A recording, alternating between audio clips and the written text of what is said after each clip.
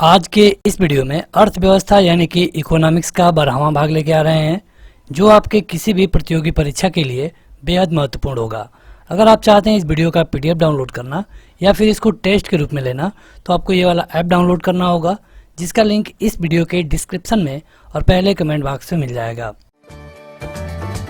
इस वीडियो को लाइक करने के साथ चैनल को जरूर सब्सक्राइब करें, उसके बाद बेल आइकन दबाएं, उसमें ऑल सेलेक्ट करें इसी तरह की बेहतरीन वीडियो सबसे पहले पाने के लिए।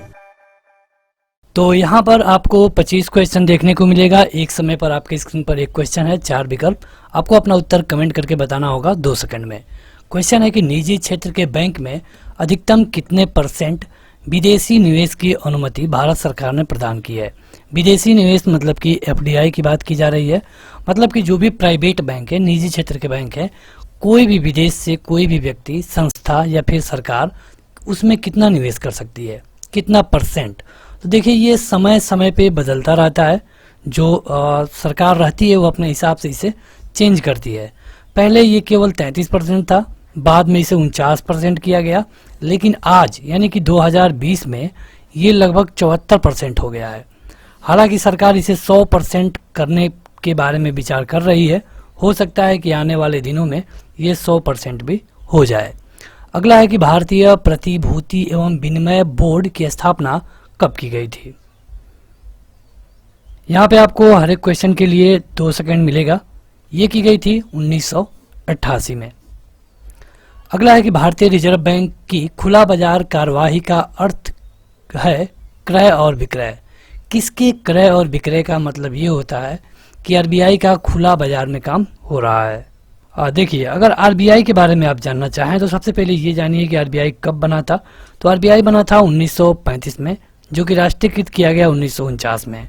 सरकारी बांडों का जब खरीदना और बेचने वाला काम होता है, इसको हम कहते हैं आरबीआई में खुला बाजार कार्यवाही।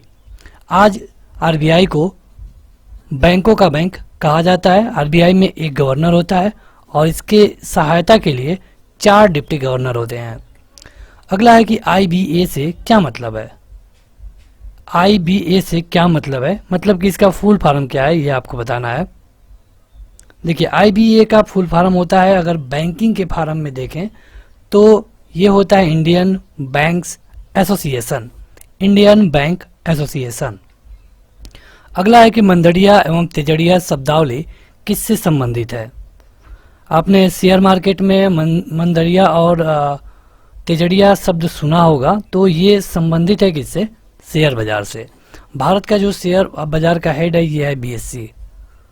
अगला है कि यदि धन को बहुत अधिक हो गया हो और माल अथवा वस्तु बहुत कम हो गई हो, तो वह स्थिति क्या कहलाएगी। मतलब कि पैसा तो बहुत है लेकिन किसी वस्तु की सप्लाई कम हो गई है, तो उस स्थिति को क्या कहते हैं, यह आपको बताना है।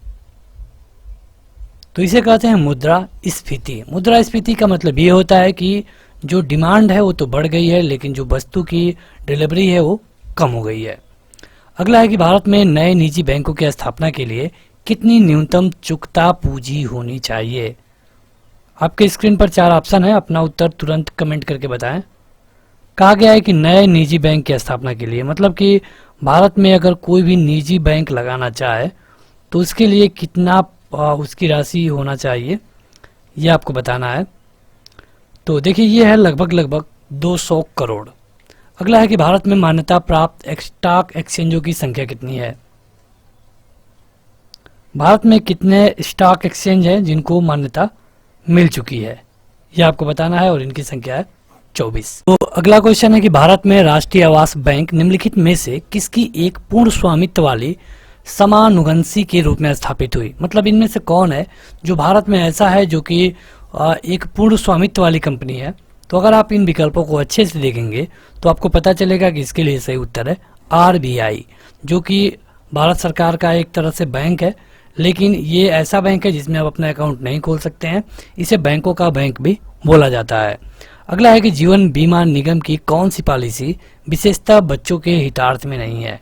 देखिए, अगर आप एलआईसी को देखेंगे जीवन बीमा के बारे में, तो ये आया था सन 1956 में, और यहाँ पे आपको बताना है कि इसकी ये कौन सी पॉलिसी है जो कि बच्चों के लिए नहीं है। तो देखिए, अगर आप एलआईसी को देखेंगे जीवन बीमा के बारे में, तो ये आया था सन 1956 में, और यहाँ पे आपको बताना है कि इसकी ये कौन सी पॉलिसी है जो कि बच्चों के लिए नहीं है। तो देखिए, अगर आप एलआईसी को देखेंगे जीवन बीमा के बारे में, तो ये आया था सन 1956 में, और यहाँ पे आपको बताना है कि इसकी ये कौन सी पॉलिसी है जो कि बच्चों के लिए नहीं है। तो इसके लिए आपका सही उत्तर है जीवन सुरक्षा। जीवन सुरक्षा 18 प्लस वालों को दी जा सकती है। अगला है कि मुद्रा के अवमूल्यन के फलस्वरूप क्या होता है। अगर मुद्रा का अवमूल्यन किया जाए, मतलब कि जो मुद्रा की वैल्यू है उसे कम किया जाए, जैसे कि भारत में कई बार हो चुका है, तो इसका मतलब क्या है ये आपको बताना है। मुद्रा का अवमूल्यन मतलब कि मुद्रा की वैल्यू को कम कर देना। देखिए, ये होता है निर्यात प्रकार का प्रसार, आयात स्थानपति का प्रसार, आयात व्यापार का संकुचन। मतलब कि जो निर्यात व्यापार है उसको अगर बढ़ाना है, आपके पास पैसा उतना ही है, तो आपको मुद्रा का अवमूल्यन करना पड़ता है। अगला है कि भारत में रुपए का अवमूल्यन पहली बार किस वर्ष किया गया।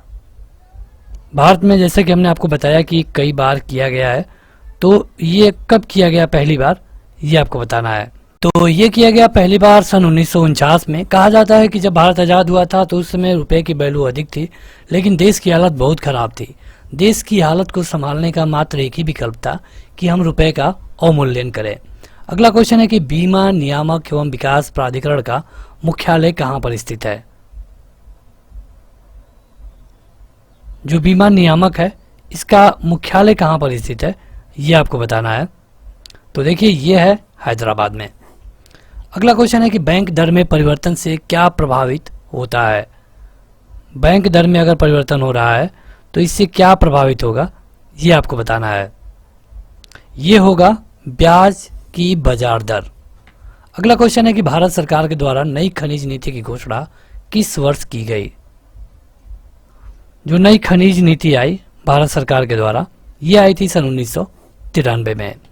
अगला है कि आर.एन. मल्होत्रा समिति ने किस क्षेत्र में संबंधित सुधारों के लिए रिपोर्ट प्रस्तुत किया।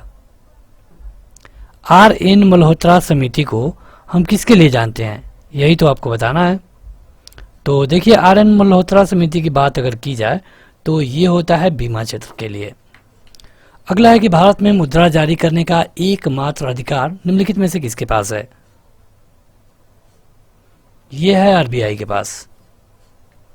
अगला है कि भारतीय प्रतिभूति एवं विनिमय बोर्ड को किस वर्ष एक अध्यादेश के द्वारा वैधानिक दर्जा दिया गया, मतलब बनाया गया, तो ये था सन 1952। अगला है कि भारतीय जीवन बीमा निगम की स्थापना कब हुई। जो LIC है उसकी स्थापना कब हुई ये आपको बताना है। ये हुई थी सन 1956 में। अगला है कि शेयर बाजार पर प्रभावशाली नियंत्रण किसके द्वारा रखा जाता है। जैसे कि शेयर बाजार पर भी नियंत्रण रखा ही जाता है, ऐसा नहीं है कि वो बिल्कुल फ्री है, हालांकि वो सबसे संबंधित है। तो ये नियंत्रण रखा जाता है सेबी के द्वारा, मतलब सेबी इसके लिए रूल्स और रेगुलेशन बनाती है। अगला है कि भारतीय रिजर्व बैंक के द्वारा नगद कोष अनुपात में कमी की जाती है, इसका साख सृजन पर क्या प्रभाव होगा। देखिए, नगद कोष अनुपात में अगर कमी होगी तो इसका मतलब कि इसका साख में भी, साख सृजन है उसमें भी वृद्धि होगी। अगला है कि टोक्यो स्थित स्टॉक एक्सचेंज का नाम क्या है। जैसे जो भारत में है उसे हम BSE बोलते हैं, तो जो जापान के टोक्यो में है उसको हम बोलते हैं निक्की। अगला है कि सहभागिता नोट निम्नलिखित में से किस एक से संबंधित है। सहभागिता नोट निम्नलिखित में से किस एक से संबंधित है यह आपको बताना है कमेंट करके, कमेंट बॉक्स में। यह है आपके विदेशी संस्थागत निवेश से। अगला है कि सस्ती मुद्रा का अर्थ क्या है। मतलब कहा जाए कि मुद्रा सस्ती हो गई है, इसका क्या मतलब है। ये कई बार आपको शब्द सुनने को मिलेगा। इसका मतलब यह है कि ब्याज की दर कम की गई है। अगला है कि जिस विदेशी मुद्रा में शीघ्र देशांतरण की प्रवृत्ति हो उसे क्या कहते हैं।